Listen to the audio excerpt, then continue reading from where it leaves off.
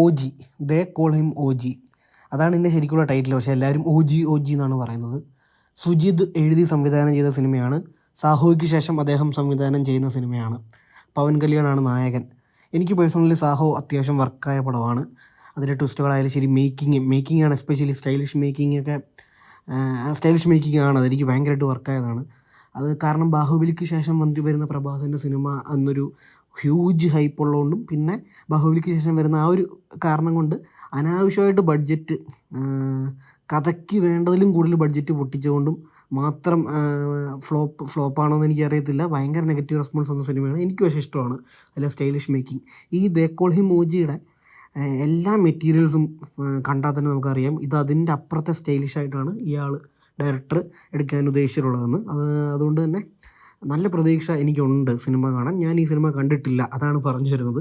ഇത് എൻ്റെ തംബ്നെയിലും ടൈറ്റിലും ഒക്കെ കണ്ടാലും അറിയാം, ഇതൊരു ഒപ്പീനിയനാണ്, ജനറൽ ഒപ്പീനിയനാണ്. ഞാൻ ഇതിനു മുമ്പ് ഈ ഒരു ജനറൽ ഒപ്പീനിയൻ കാറ്റഗറിയിൽ 3-4 വീഡിയോസ് ഇട്ടിട്ടുണ്ട്. അതിലെല്ലാം ഞാൻ പറഞ്ഞതാണ്.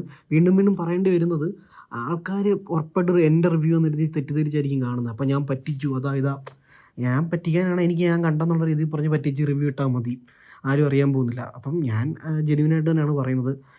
നമുക്ക് ഉടനെ കാണാൻ പറ്റാത്ത പടങ്ങൾ റിവ്യൂസ് ഉടനെ ഇടണമെങ്കിൽ എനിക്ക് ഈ ഒരു വഴിയാണുള്ളത്.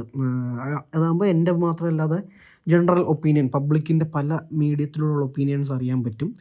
ഇന്ന് പെയ്ഡ് പ്രീമിയർ, നാളെയാണ് പടം ഒഫീഷ്യൽ റിലീസ്. ഇന്ന് ഒഫീഷ്യലാണ്, പക്ഷേ ഇന്ന് പെയ്ഡ് പ്രീമിയറാണ്. ഹിന്ദി പടങ്ങൾക്കൊക്കെയാണ് അത് തുടങ്ങിയത്. പിന്നെ അതിന് ശേഷം ഇപ്പോൾ കഴിഞ്ഞ വർഷം ലക്കി ഭാസ്കറിനൊക്കെ ഉണ്ടായിരുന്നു. ആ ഒരു പെയ്ഡ് പ്രീമിയർ ഇന്ന് രാത്രി 10 മണി തൊട്ട് ഇന്ത്യയിലെ മേജർ സെൻറ്റേഴ്സിലൊക്കെ നടന്നിട്ടുണ്ട്. കേരളത്തിൽ നടന്നിട്ടുള്ളത് കൊച്ചി, തിരുവനന്തപുരം, കോഴിക്കോട് എന്നീ 3 സ്ഥലങ്ങളിലാണ്.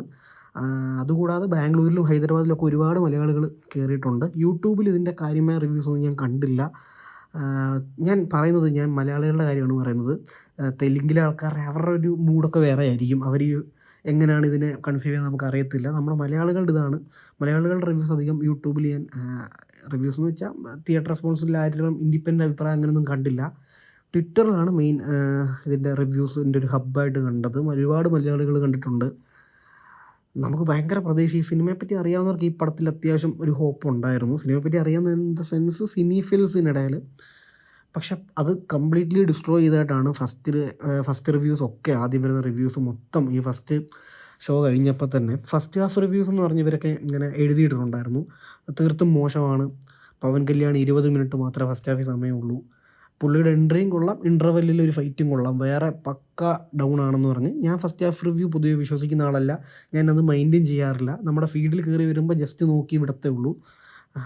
അതൊക്കെ അങ്ങനെ വിട്ട് ഞാനിത് ഫുള്ള് കഴിഞ്ഞുകൊണ്ടും അങ്ങനെ അത് ചേർത്ത് പറയുന്നതാണ്. സെക്കൻഡ് ഹാഫ് കൂടെ കഴിഞ്ഞപ്പോഴത്തേക്ക് അവർ ഇട്ടത്, സെക്കൻഡ് ഹാഫിൻ്റെ തുടക്കത്തിൽ ഇപ്പോൾ ഗുഡ് ബാഡ് അഗ്ലി വരുന്ന പോലെ കുറച്ച് പവർ സീൻസ് ഉണ്ട്. പക്ഷേ അപ്പം വേറെ ലെവലിൽ പോകുമെന്ന് വിചാരിച്ചു. പിന്നെ ഫസ്റ്റ് ഹാഫിനേക്കാളും ശോകം. അങ്ങനെ അവർ പറയുന്നത് ഫസ്റ്റ് ഹാഫ് ആവറേജ് എന്ന് പറഞ്ഞിടത്തു നിന്ന് സെക്കൻഡ് ഹാഫ് കണ്ടു കഴിയുമ്പോൾ ആ ഫസ്റ്റ് ഹാഫ് ആയിരുന്നു കമ്പാരിറ്റീവ്ലി ബെറ്റർ എന്ന് പറയുന്ന ഒരു സ്റ്റേറ്റിലോട്ട് എത്തി. അപ്പോൾ അതാണ് ഈ സിനിമയുടെ ഒരു അവസ്ഥ. സെക്കൻഡ് ഹാഫ് വളരെ മോശം. എല്ലാവരും പറയുന്നത് എഴുത്താണ് ഏറ്റവും മോശം എന്നാണ്. ഭയങ്കര മോശം എഴുത്ത്. അതിൽ തന്നെ ഫ്ലാഷ് ബാക്ക് എപ്പിസോഡാണ് ഏറ്റവും കൂടുതൽ പവറിന് വേണ്ടിയിട്ട് ഇവർ ഉദ്ദേശിച്ചത്. അതിലെ എഴുത്ത് തീർത്തും മോശമാണ്. പിന്നെ ഏറ്റവും വലിയൊരു നെഗറ്റീവായിട്ട് എല്ലാവരും പറയുന്നത്, ഇതിൽ ഒരുപാട് ക്യാരക്ടേഴ്സും സബ്പ്ലോട്ടും ഉണ്ട്. അപ്പം നമുക്ക് കൺഫ്യൂഷൻ ആവും എന്നാണ് പറയുന്നത്. അവസാനമൊക്കെ ആകുമ്പോൾ എന്താണ് സംഭവം എന്നുള്ളത്. അതുപോലെ തന്നെ ഇത് കഴിയുമ്പം നമുക്ക് ഇവരുടെയൊക്കെ ഈ ഓരോ ചെറിയ കുറച്ച് സബ്പ്ലോട്ടുകളുടെയും കുറച്ച് ക്യാരക്ടേഴ്സിൻ്റെയൊക്കെ ആവശ്യം എന്താണ് പടത്തിൽ, അവരെയൊക്കെ പടത്തിൽ നിന്ന് മാറ്റിയാലും ഒരു കുഴപ്പമില്ല. ഇതെല്ലാം എഴുത്തുമായിട്ട് ബന്ധപ്പെടുന്ന പ്രശ്നങ്ങളാണ്. അതാണ് ഏറ്റവും വലിയ പ്രശ്നം. പക്ഷേ ഞാനെപ്പോഴും വിശ്വസിക്കുന്ന ഒരു സിനിമയുടെ സോളെന്ന് പറയുന്നത് റൈറ്റിംഗ് ആണ്. അതാണ് ഇതിൽ ഏറ്റവും നെഗറ്റീവ് എന്ന് പറയുന്നത്. കൂടുതൽ നെഗറ്റീവ് ഉള്ളതുകൊണ്ടാണ് ഞാൻ ആദ്യം നെഗറ്റീവ്സ് പറഞ്ഞത്. പോസിറ്റീവ്സിലേക്ക് വരുവാണെങ്കിൽ എല്ലാവരും ഫസ്റ്റ് പറയുന്ന പോസിറ്റീവ് തമനാണ്.